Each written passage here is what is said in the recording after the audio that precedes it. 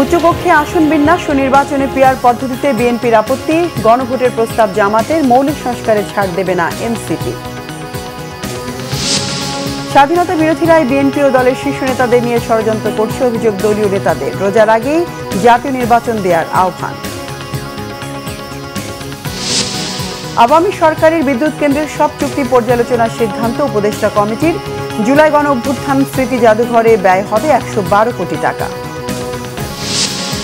রাজধানীর মিটফোর্ডে সোহাগ হত্যা মামলার অন্যতম আসামি নান্নু গ্রেফতার, মামলাটির তদন্তে পুলিশের ওপর কোনো চাপ নেই জানিয়েছে ডিএমপি।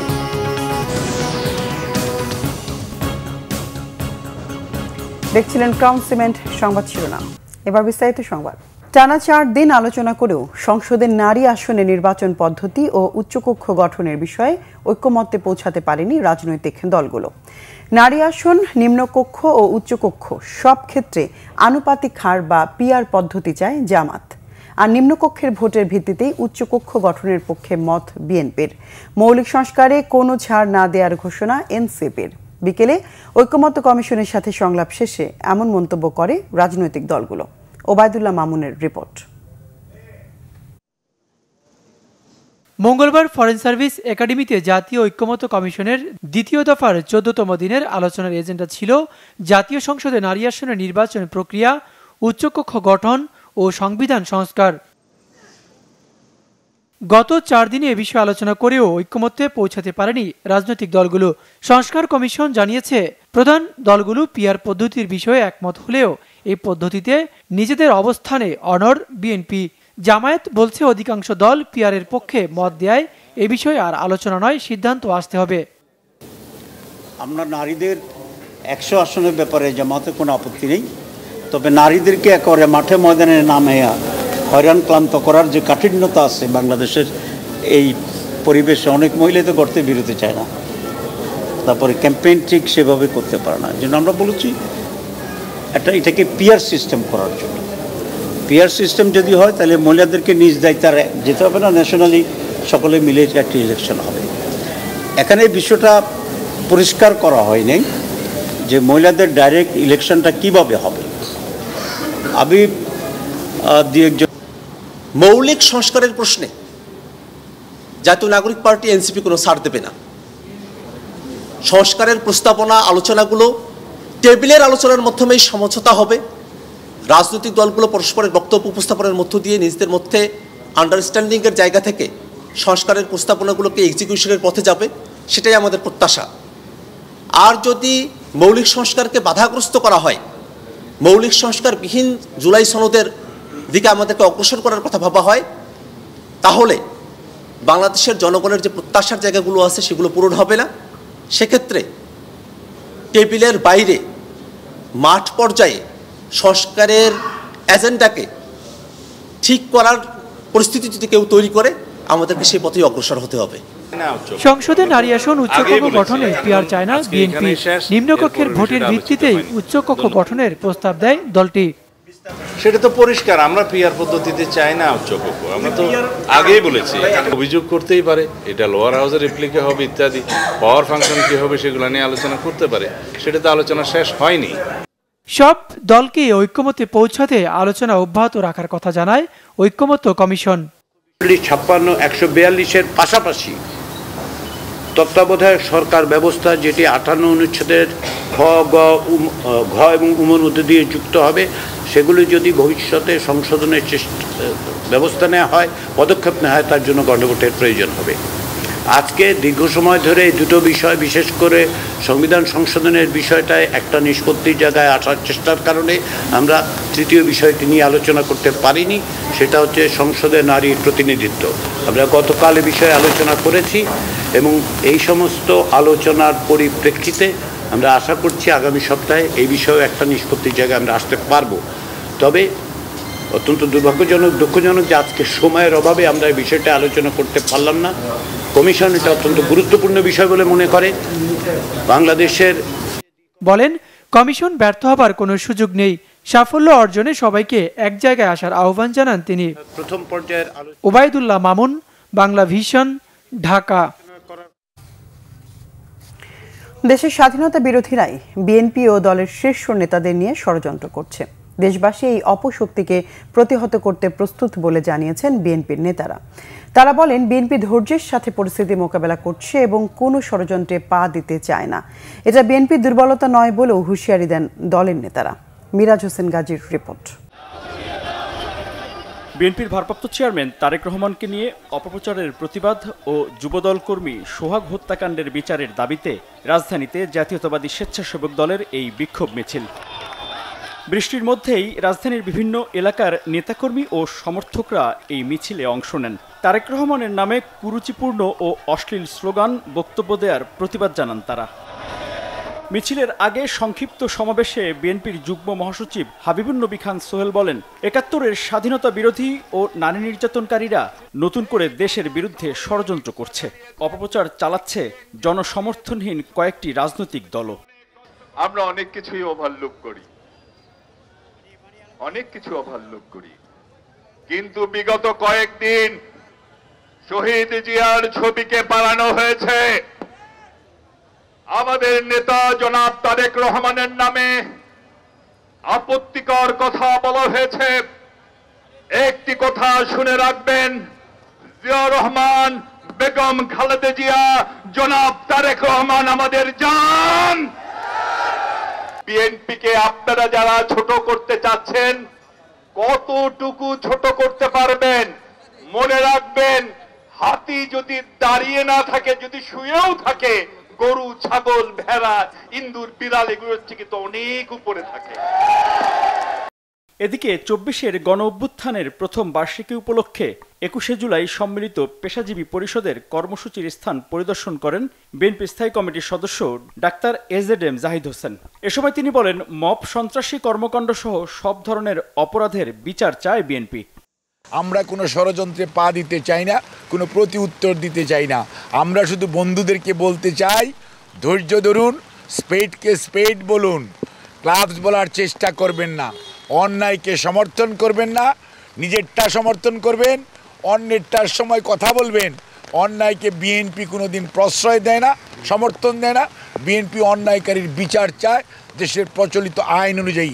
মব সন্ত্রাস বিএনপি চায় না।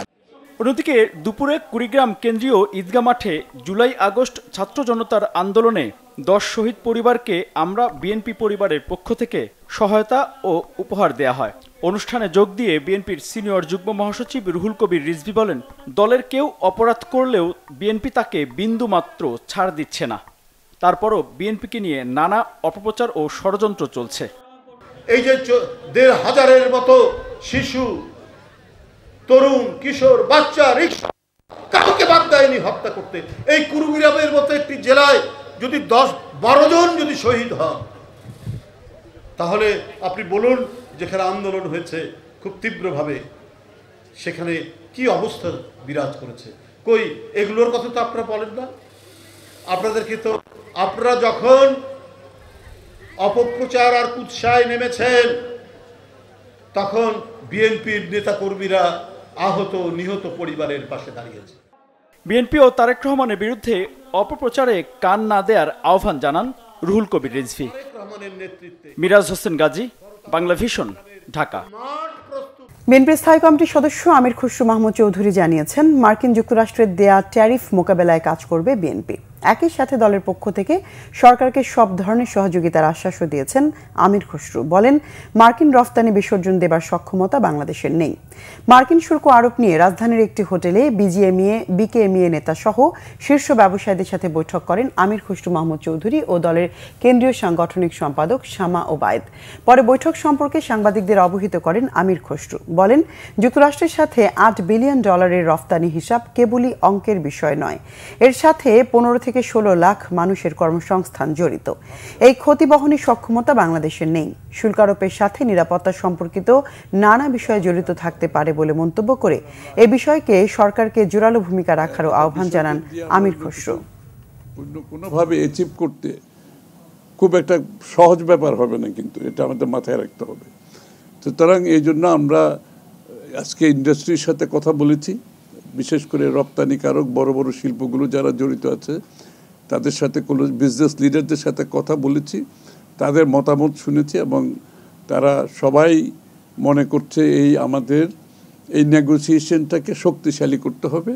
বিএনপির পক্ষ থেকে আমরা চেষ্টা করব, এককভাবে কিছু করার বিষয় নয়, এটা সমন্বিত একটা চেষ্টা করতে হবে, তার মাধ্যমে যেটা এটা অর্জন করা যায় সেটার চেষ্টা আমাদের থাকবে। জাতীয় নাগরিক পার্টি এনসিপির পদযাত্রায় জনস্রোত দেখে অনেকেই ষড়যন্ত্র শুরু করেছে এমন অভিযোগ দলটির আহ্বায়ক নাহিদ ইসলামের। লুটপাট, বৈষম্য ও চাঁদাবাজি থেকে মুক্তি পেতে জনগণকে এনসিপির সাথে থাকার আহ্বান জানিয়েছেন তিনি। জুলাই পদযাত্রার ১৫তম দিনে মঙ্গলবার দুপুরে বরিশাল থেকে ফেনী যোগে দ্বীপ জেলা ভোলায় যান এনসিপির কেন্দ্রীয় নেতারা।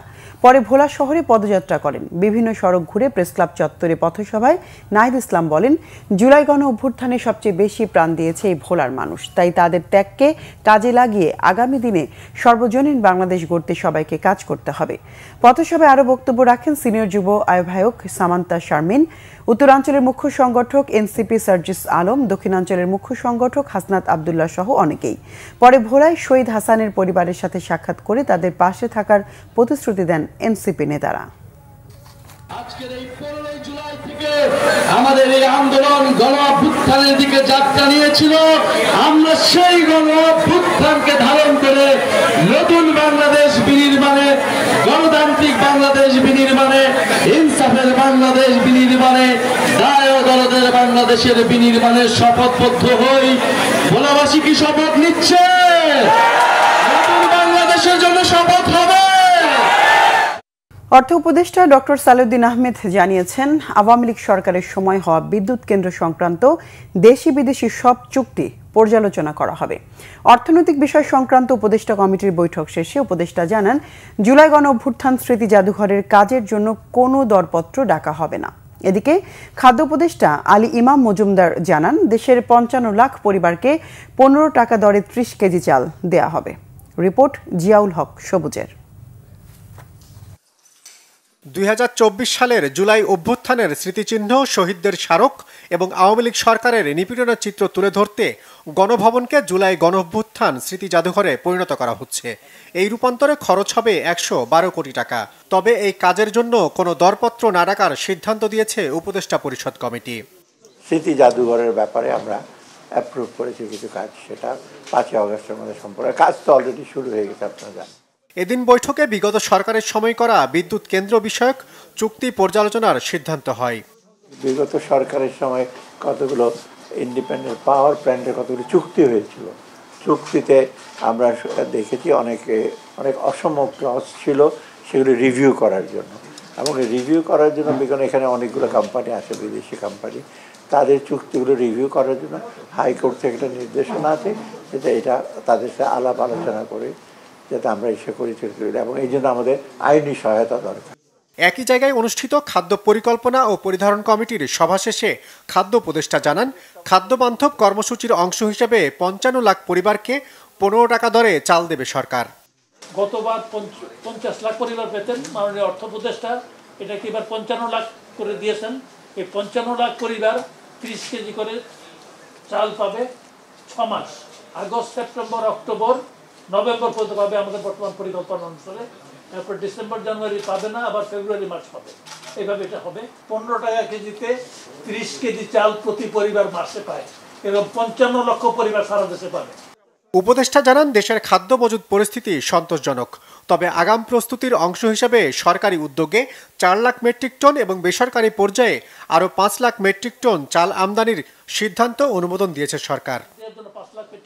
জিয়াউল হক সবুজ, বাংলা ভিশন, ঢাকা। দেশের সরকারি প্রাথমিক বিদ্যালয়গুলোতে প্রধান শিক্ষকের শূন্য পদে দ্রুততম সময়ের মধ্যে নিয়োগের নির্দেশ দিয়েছেন প্রধান উপদেষ্টা অধ্যাপক মোহাম্মদ ইউনূস। গতকাল সোমবার বিকেলে রাষ্ট্রীয় অতিথি ভবন যমুনায় এক বৈঠকে নির্দেশ দেন তিনি। বৈঠকে প্রাথমিক ও গণশিক্ষা মন্ত্রণালয়ের উপদেষ্টা ডক্টর বিধান রঞ্জন রায় পোদ্দার সহ অন্যান্য কর্মকর্তারা উপস্থিত ছিলেন। বৈঠকে প্রধান উপদেষ্টা সরকারি প্রাথমিক বিদ্যালয়ের শিক্ষার মান এবং কোন স্কুলগুলো ভালো করছে সে ব্যাপারে মূল্যায়ন জানতে চান।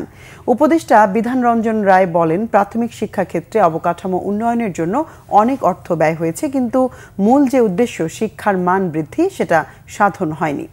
দেশের ৩২,০০০ প্রাথমিক বিদ্যালয়ের প্রধান শিক্ষক পদ শূন্য রয়েছে। প্রধান শিক্ষক পদে পদায়নের পাশাপাশি নতুন নিয়োগের নির্দেশ দিয়েছেন প্রধান উপদেষ্টা। পাশাপাশি শিক্ষকদের বদলির ক্ষেত্রেও নীতিমালায় পরিবর্তন আনার বিষয়ে সংশ্লিষ্ট কর্মকর্তাদের নির্দেশনা দেন প্রধান উপদেষ্টা।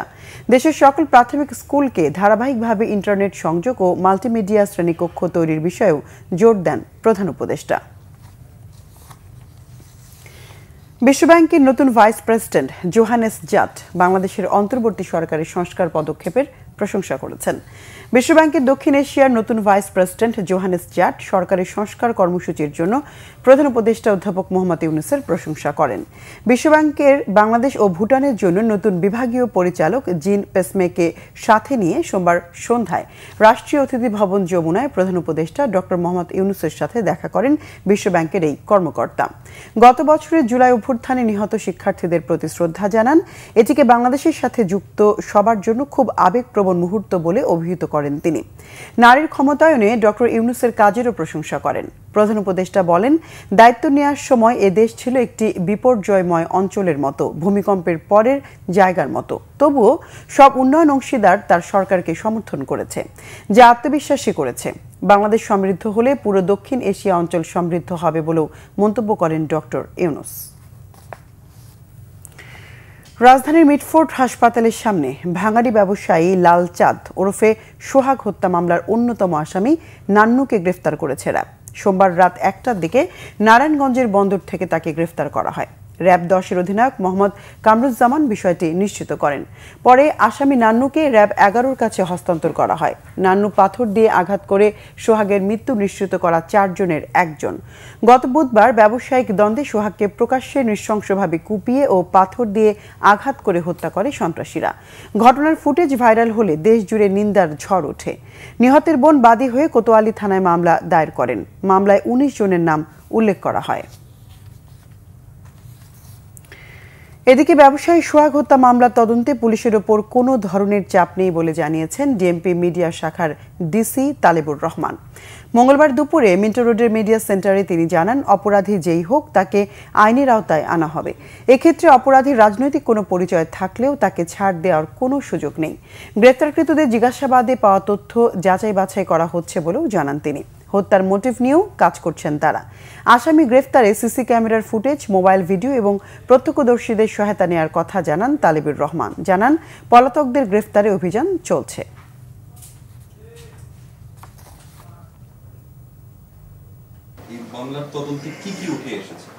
অনেকেই একটা ঘটনা ঘটার পরে অনেক কিছু অনেকেই অনেকভাবে ব্যাখ্যা করতে পারেন, কিন্তু আমরা যেটা চাই সেটা হচ্ছে মামলার সুষ্ঠু তদন্তটা। আমরা সেই তদন্তের স্বার্থে আমরা সাক্ষ্য প্রমাণ সহ সব কিছু সংগ্রহ করছি এবং আমাদের মূল উদ্দেশ্য একটাই, সেটা হচ্ছে প্রকৃত আসামিরা যারা এই ঘটনার সাথে জড়িত তাদেরকে যেন আইনের আওতায় আনা যায়।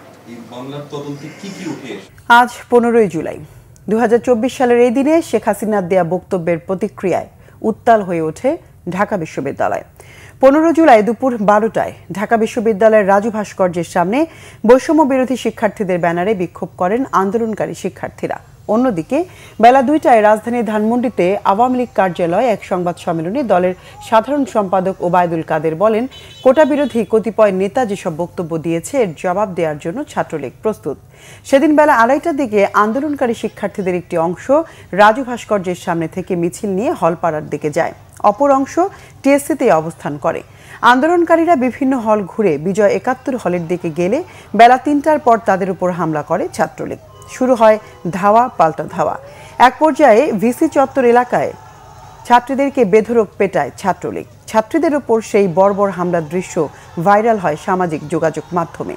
ক্ষোভ ছড়িয়ে পড়ে সকল বিশ্ববিদ্যালয়। সেদিন শহীদুল্লাহ হল ও ঢাকা মেডিকেল এলাকাতেও আন্দোলনকারীদের উপর হামলা চালায় ছাত্রলীগ যুবলীগ। মূলত 15 জুলাই কোটা আন্দোলন রূপ নেয় সরকার বিরোধী আন্দোলনে। 36 দিনের টানা আন্দোলনে গত বছরের 5 আগস্ট পতন ঘটে স্বৈরাচার শেখ হাসিনা সরকারের। সে সময় রাজধানী ছাড়িয়ে আন্দোলনের স্ফুলিঙ্গ পুরো চট্টগ্রামে ছড়িয়ে দিয়েছিলেন চট্টগ্রাম বিশ্ববিদ্যালয়ের শিক্ষার্থীরাও। বিশ্ববিদ্যালয়ের প্রতিবাদ কর্মসূচি ছড়িয়ে পড়েছিল গোটা বন্দরনগরী সহ পার্বত্য এলাকা ও উপজেলাগুলোতেও। চট্টগ্রাম প্রতিনিধি শাহেদা পিয়ার রিপোর্টে বিস্তারিত। কোটা সংস্কার আন্দোলন নিয়ে চট্টগ্রামে প্রথম আওয়াজ ওঠে চট্টগ্রাম বিশ্ববিদ্যালয়ের শহীদ মিনার চত্বর থেকে। তখনও কেউ ভাবেনি এই আন্দোলন ক্যাম্পাস পেরিয়ে ছড়িয়ে যাবে পুরো চট্টগ্রামে। শুরুতে বিশ্ববিদ্যালয়ের শহীদ মিনার থেকে প্রতিবাদ, এরপর চট্টগ্রাম খাগড়াছড়ি সড়ক, চট্টগ্রাম কক্সবাজার, ঢাকা চট্টগ্রাম রেল ও মহাসড়ক অবরোধ আর শিক্ষার্থীদের টানা অবস্থান কর্মসূচিতে বাড়তে থাকে ছাত্র জনতার স্রোত। আন্দোলন হতে থাকে তীব্র থেকে তীব্রতর। 15 জুলাই চট্টগ্রাম বিশ্ববিদ্যালয়ের শিক্ষার্থীদের উপর ছাত্রলীগের হামলার পর উত্তাল হয়ে ওঠে গোটা বন্দরনগরী। এরপর পাল্টে যায় চট্টগ্রামে আন্দোলনের দৃশ্যপট। বিশ্ববিদ্যালয়ের শিক্ষার্থীদের পাশাপাশি আন্দোলনে যোগ দেয় অন্য বেসরকারি বিশ্ববিদ্যালয় ও স্কুল কলেজগুলোর শিক্ষার্থীরাও। পরদিন নগরীর মুরাদপুরের বিক্ষোভ মিছিলে আবারও শিক্ষার্থীদের উপর হামলা চালায় ছাত্রলীগ, যুবলীগ ও পুলিশ। চলে ধাওয়া পাল্টা ধাওয়া সংঘর্ষ। এ ঘটনায় প্রাণ হারান শিক্ষার্থী সহ 3 জন। সহযোদ্ধাদের মৃত্যুতে আন্দোলন ছড়িয়ে পড়ে স্ফুলিঙ্গের মতো। এই আন্দোলনে আমরা দেখেছি আমাদের বিশ্ববিদ্যালয়ের 2 জন শহীদ হয়, শহীদ হৃদয় তরুয়া, শহীদ ফরহাদ। তাদের এই আত্মত্যাগ, তাদের এই সর্বোচ্চ ত্যাগের বিনিময়ে আন্দোলনটা শুরু হয়। আর চট্টগ্রামের আন্দোলনের মূল নায়ক এবং মূল ভিত্তি যেটাকে সেটাকে আমরা চট্টগ্রাম বিশ্ববিদ্যালয় বলবো। সেখানে এই আন্দোলনে চট্টগ্রাম বিশ্ববিদ্যালয়ের অবদান অনস্বীকার্য। আমাদের ক্যাম্পাসগুলো ছাড়তে হয়েছিল বিভিন্ন শিক্ষা প্রতিষ্ঠানে, চবিতে বলেন, ঢাবিতে বলেন বা অন্যান্য যেসব জায়গায়। তখনই কিন্তু ঠিক আসলে প্রাইভেটিয়ানরা এমনভাবে এন্ট্রি নিয়েছিলেন যে তারা হচ্ছে সেভিয়ার। তাদের যদি আমরা ডিনাই করি, আমরা জুলাই রেভলিউশনকে ডিনাই করব, এটি আসলে করা ঠিক হবে না। কারণ প্রত্যেকেরই প্রাপ্যটা তাদের দিতে হবে, অ্যাকনোলেজমেন্টটা দিতে হবে, স্বীকার করতে হবে। জুলাই আগস্টের আন্দোলনে প্রাণ হারায় চট্টগ্রাম বিশ্ববিদ্যালয়ের 2 শিক্ষার্থী, চট্টগ্রাম কলেজের 1 শিক্ষার্থী সহ 7 জন। আন্দোলনে সম্মুখ সারিতে থেকে ছাত্রদের বাঁচাতে ঢাল হয়ে দাঁড়ান নারী শিক্ষার্থীরাও। কিন্তু এত ত্যাগের পরে যে নতুন বাংলাদেশের স্বপ্ন ছিল, এখনও তা অধরাই রয়ে গেছে বলে আক্ষেপ অনেকের। আমরা বিশ্বাস করে জুলাই বৃথা যাবে না, জুলাই বৃথা দেওয়া যাবে না, বৃথা হতে দেওয়া ইনশাল্লাহ হবেও না। এখানে হচ্ছে কি, দেশ পরিবর্তন হতে হলে আগে আমাদের মানসিকতা পরিবর্তন হতে হবে। আমাদের যে দেশের যে জনগণ, তাদের মানসিকতা কতটুকু পরিবর্তন হয়েছে তার উপর নির্ভর করে যে আমাদের দেশটা পরিবর্তন হবে কিনা বা হচ্ছে কিনা। 1 জুলাই গিয়েছে, আবার 1 জুলাই চলে এসেছে। যে ইন্টারিম গভর্নমেন্ট হচ্ছে ক্ষমতায় আছে, বলতে গেলে তারা প্রায় 11 মাস তারা হচ্ছে এই দায়িত্ব পালন করে আসছে। কিন্তু আমরা যেটা দেখতে পাই, শিক্ষার্থীরা যেই আশা আকাঙ্ক্ষা নিয়ে তারা এই আন্দোলন সংগ্রাম করেছিল, সেই আশা আকাঙ্ক্ষার পুরোপুরি প্রতিফলন এখন পর্যন্ত হয়নি। ছাত্র জনতার অভ্যুত্থানে শিক্ষার্থীদের পাশাপাশি সাধারণ মানুষও রাজপথে নেমে না এলে ফ্যাসিস্ট সরকারকে বিদায় করা সম্ভব হতো না বলে মনে করেন আন্দোলনের নেতারা। জনগণ যারা ছিল তারাও স্বতঃস্ফূর্তভাবে অংশগ্রহণ করেই কিন্তু এই আন্দোলন সফল করেছে। তো আমরা আমাদের জায়গায় বারবার ওই একটা কথা স্বীকার করি যে এই জুলাই গণ অভ্যুত্থানের যেই আন্দোলন, এটা আপামর ছাত্র জনতার সকল জনগণের আন্দোলন। আমরা মনে করি যে এই জুলাই আগস্ট পরবর্তী যেই নতুন বাংলাদেশ আমরা উপহার পেতে চাই, সেখানে যাতে আপামর সকল ছাত্র জনতার এখানে আশা আকাঙ্ক্ষার প্রতিফলন বাস্তবায়ন হয়। ছাত্র জনতার তীব্র আন্দোলন পরিণতি পায় গণ অভ্যুত্থানে। স্বৈরাচার বিরোধী 36 দিনের আন্দোলনে শহীদ হন 1500-এরও বেশি। দৃষ্টিহারা ও পঙ্গুত্ব বরণ করেছেন অসংখ্য মানুষ। শাহিদা পিয়া, বাংলা ভিশন, চট্টগ্রাম। উত্তরের জলবায়ু পরিবর্তন ঠেকাতে তিস্তা পরিকল্পনা বাস্তবায়ন ও রংপুরের শ্যামা সুন্দরী খাল পুনরুদ্ধার করা হবে বলে জানিয়েছেন উপদেষ্টা সৈয়দা রিজওয়ানা হাসান। বিকেলে রংপুরের কেল্লাবন্ধ এলাকায় শ্যামা সুন্দরী উৎসমুখ পরিদর্শন শেষে পানি সম্পদ, পরিবেশ, বন ও জলবায়ু পরিবর্তন মন্ত্রণালয়ের উপদেষ্টা একথা বলেন। রিজওয়ানা বলেন, রংপুরের ঐতিহ্যবাহী খাল খনন করে এর পানির প্রবাহ ঠিক রাখার পরিকল্পনা নেওয়া হয়েছে, পাঠানো হয়েছে পরিকল্পনা কমিশনে। অনুমোদন পেলে চলতি বছরেই মহাপরিকল্পনার কাজ শুরু করা হবে বলে জানান এই উপদেষ্টা। বড় সমস্যাটা এখন পর্যন্ত সমস্যা বলেন, সমাধান বলেন, আপনাদের প্রাণের সাথে সম্পর্কিত দাবি হচ্ছে তিস্তা। ওটা পরিকল্পনা অনেকদিন যাবৎ আলমারিতে তোলা ছিল, ওটা বের করে পরিকল্পনাটাকে সংশোধন করে আমরা পরিকল্পনা কমিশনে পাঠিয়েছি। ওরাও হয়তো এই সপ্তাহের মধ্যেই পাঠিয়ে দিবে সরকারের আরেক স্তরে। ওইখান থেকে ধরেন যদি অনুমোদন হয়ে যায়, তারপরে যারা চীনা প্রতিষ্ঠান আছে তারা ডিজাইন করবে, নকশা করবে, তারপরে চীনের সাথে আমাদের এই পরিকল্পনাটা আমরা চূড়ান্ত করতে পারবো। ফেনীর বন্যা পরিস্থিতির উন্নতি হলেও কমেনি মানুষের দুর্ভোগ। পরশুরাম ও ফুলগাজীতে বন্যার পানি ধীরে ধীরে নামলেও ভেসে উঠছে ক্ষতচিহ্ন। নিচু এলাকা ও গ্রামীণ সড়কগুলো এখনও তলিয়ে পানির নিচে। এদিকে নোয়াখালীতে জেলায় সৃষ্ট জলাবদ্ধতায় এখনও লক্ষাধিক মানুষ পানিবন্দী হয়ে চরম দুর্ভোগে দিন পার করছে। বন্যা পরিস্থিতিতে উৎকণ্ঠায় বাসিন্দারা। ফেনী ও নোয়াখালী জেলার প্রতিনিধিদের তথ্য ছবিতে ডেস্ক রিপোর্ট। টানা বৃষ্টি আর উজানের ঢলে গত 8 আগস্ট প্লাবিত হয় ফেনীর পরশুরাম, ফুলগাজী ও ছাগলনাইয়া উপজেলার অন্তত 120টি গ্রাম। পানি সরে গেলেও নিচু এলাকা ও গ্রামীণ সড়কে এখনও জলাবদ্ধতা, কাদায় একাকার ঘরের ভেতর বাহির।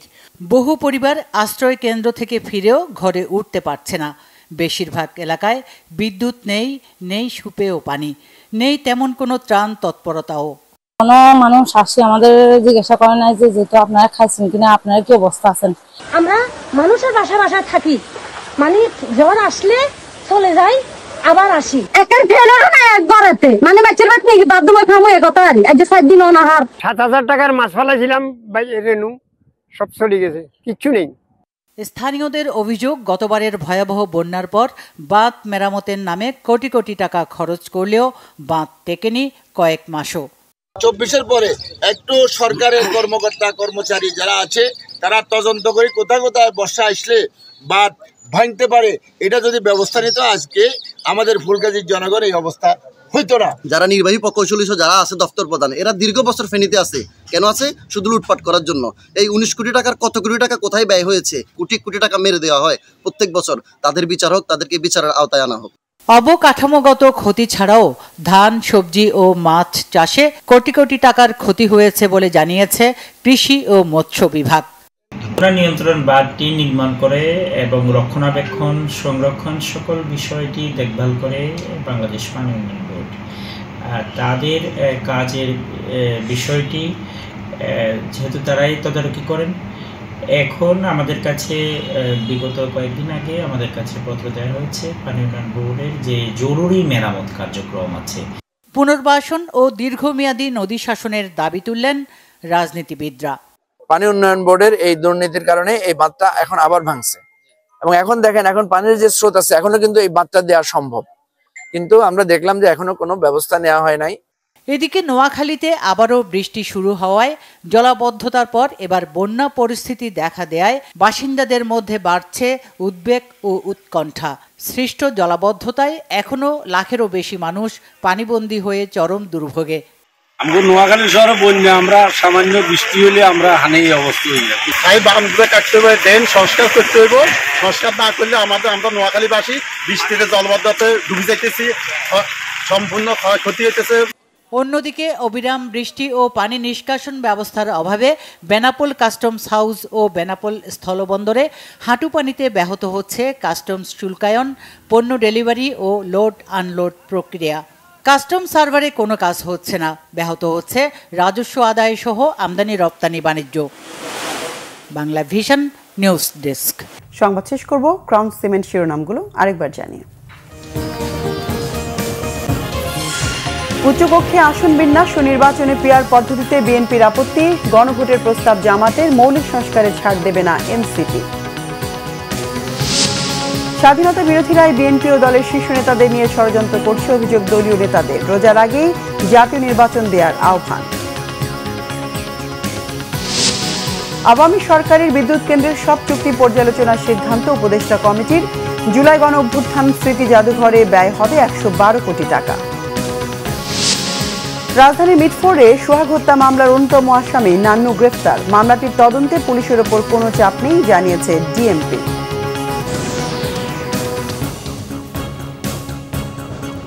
দর্শক, ছিল এখনকার মতো। পরের সংবাদ রাত 10:30। এর আগে 9টায় রয়েছে নিউজ 20। দেখার আমন্ত্রণ রইল। সঙ্গে থাকায় ধন্যবাদ।